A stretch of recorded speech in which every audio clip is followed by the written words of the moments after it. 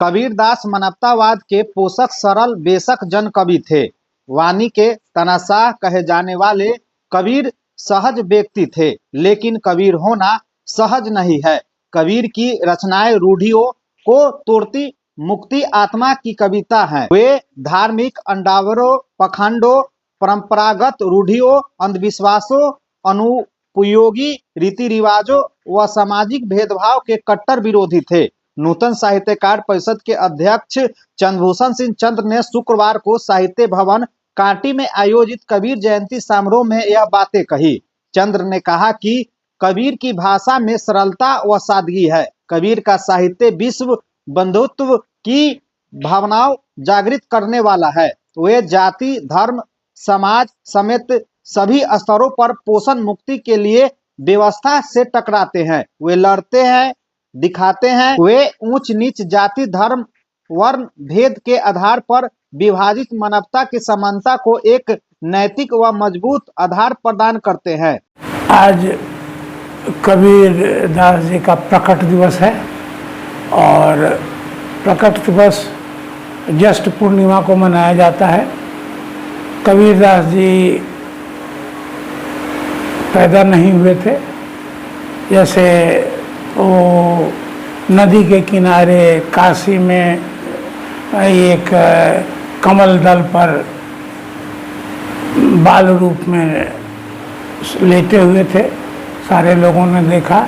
निमा और नीरू नाम के जुलाहे ने लेकिन उनको उठाया और उठा के ले गया अपने नजदीक, अपने यहाँ पालन पोषण किया। पालन पोषण करने के क्रम में ये एक अद्भुत व्यक्तित्व के आदमी थे, समझे कि नहीं। ये मैं तो यहीं से शुरू करना चाहता था कि कबीरा जब पैदा हुए, जग हंसे हम रोए, ऐसा करनी कीजिए कि जग रोए, ये हम हंसें जग रोए। तो उनने इनकी बहुत सारी रचनाएं हैं, इन पर कई दिनों तक चर्चा की जा सकती है।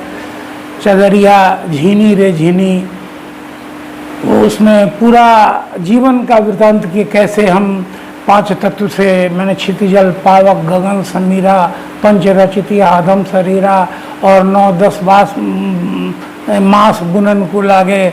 9-10 मास में जो एक सृजन होता है, उसके बाद अंग्रेज को देनी, तो उस अथी में इनने पूरे जीवन का पूरा सार लिख दिया है कबीरदास जी ने। ये काशी में पैदा हुए,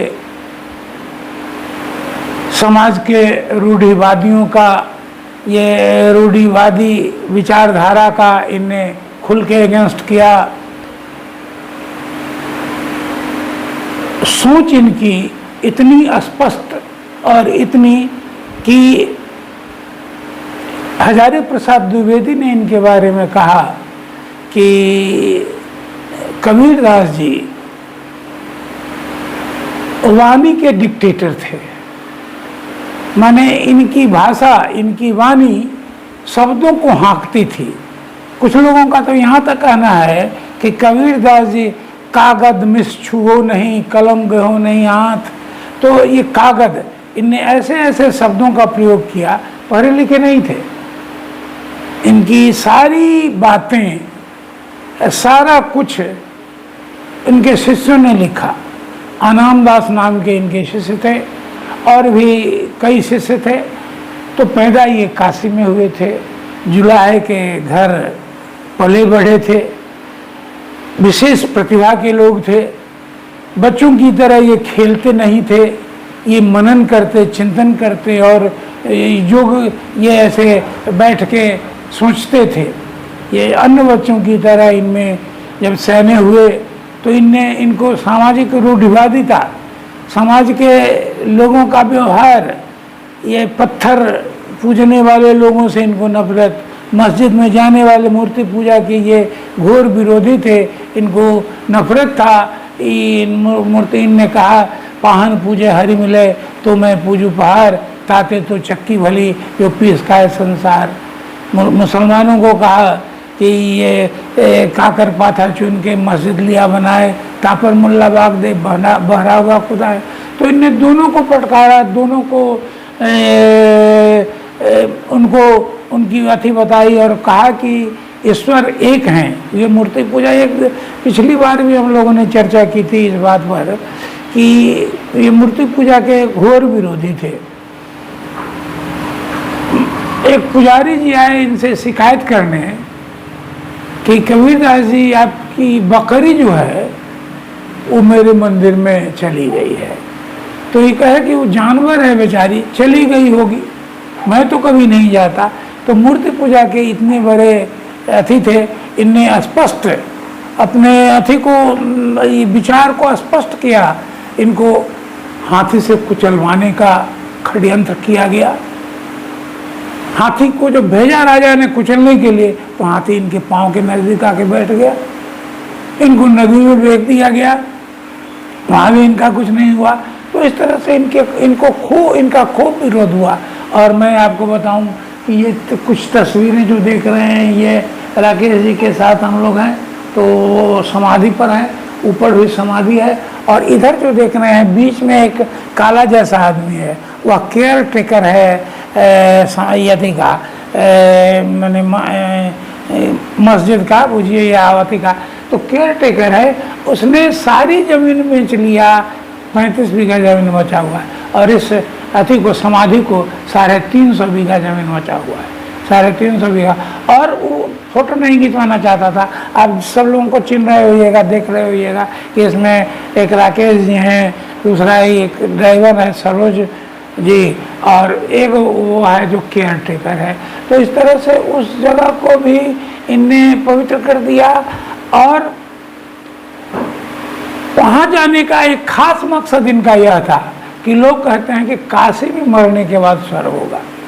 इनने बताया कि अगर मैं भगवान का भक्त हूँ या अगर मुझ में भक्ति है तो काशी में क्या, तो वही कि ये जिंदगी भर वर्णन काशी, अब मरे के बेरी उसरवासी।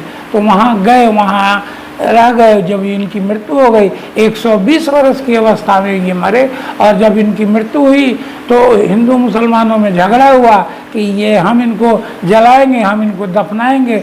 और उस चादर के खींचातीनी में जब चादर खींच लिया गया तो उस जगह फूल था, और फूल को 2 भागों में बांट लिया गया, और बांट के हिंदू ने उसको जला दिया और ये मुसलमानों ने दफना दिया। आज भी कबीर अपने विचारों में जिंदा हैं समाज में, और आज भी उनकी बातें। अब तो कबीर एक कबीर मठ, कबीरा मठ या एक संस्था है जो खूब लोग चाहिए उसमें अथी करते हैं, समझे ना। इनमें बचपन से ही बड़ा विरोध साहब, बहुत बातें हुई।